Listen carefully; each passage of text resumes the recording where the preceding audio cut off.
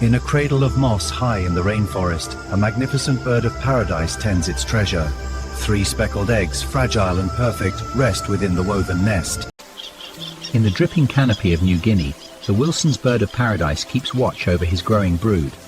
His brilliant colours cut through the rain-slick greens, while he feeds.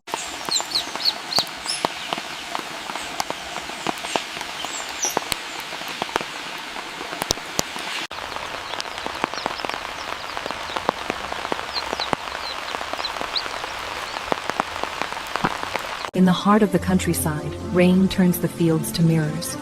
Beneath the soft patter, a Lady Amherst pheasant keeps her chicks close, every feather jeweled with water, every glance